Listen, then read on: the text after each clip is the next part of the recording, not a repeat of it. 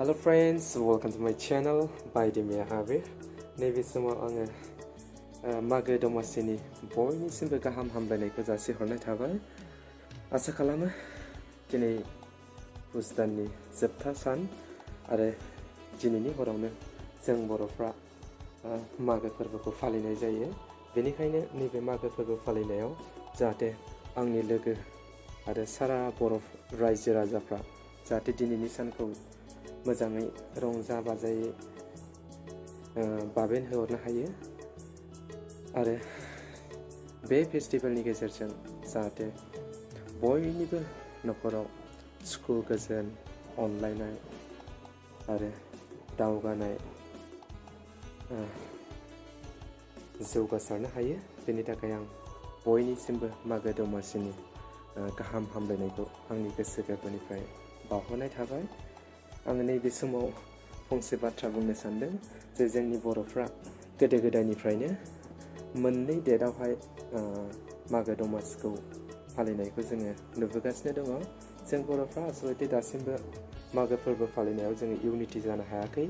Unity जानांगौब्ला आं सानो जोंनि मेलेमजिबि बिथांमोना मोनसे थि डेट मोजाङै डिसिसन खालामनानै फोसावनानै होनांगौ। नङाब्ला जोंनि बे मागो दमासि फालिनाया बेबायदिनो सेरखाय बेरखाय बेबायदियैनो थाबाय थागोन।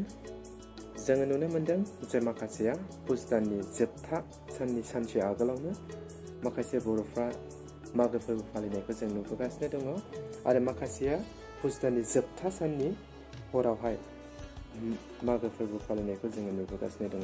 दा बेबायदि मोननै डेटआवहाय जों बर'फोरखौ मागो फोरबो फालिनायखौ जों नुबोगासिनो दङ। दा बेखौ जुदि जों इउनिटियाव लाबोफिननांगौबा जोंनि मेलेमजिबि बिथांमोनानो बेखौ फोसाबनानै सारा बर'फोरनि गेजेराव बेखौ फोसावनानै होनांगोन।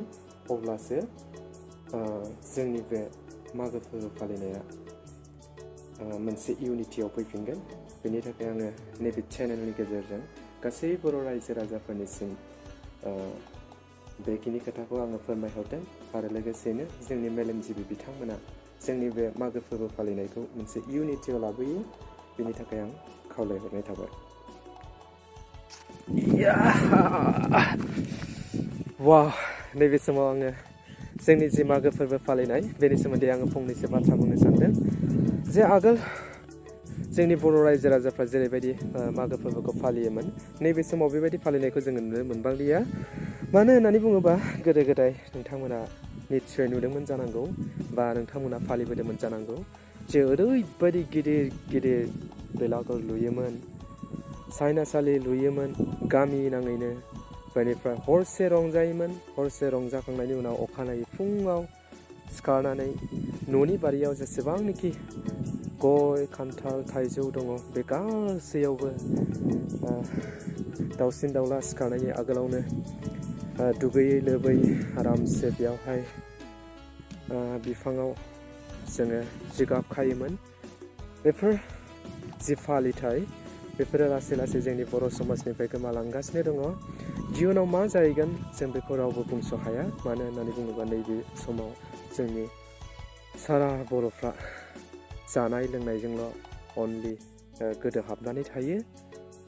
जोंनि बर'नि जि कालचार फोरबो फालिनायनि बे नेम निथिफोरखौ लासै लासै एंगारजोबनानै जानाय लोंनायखौल' नैबे समाव बोजबनानै लादों। नैबे समाव आंनि मोनसे खावलायहरनाय जे जोंनि जि नेमखान्थि बे नेमखान्थिफोरखौ जाहाथे जों बोजबना लानानै फैबाय थानाय नेक्स्ट बोसोराव जाहाथे आलो गोजोनै खौसेयै जोङो फालिलायनो हायो। बेनि थाखाय आं नैबे समाव नैबे मेडियानि गेजेरजों गासै बर' रायजो राजा बिथांमोननिसिम गुरै खावलायहरो। गोजोन्थों।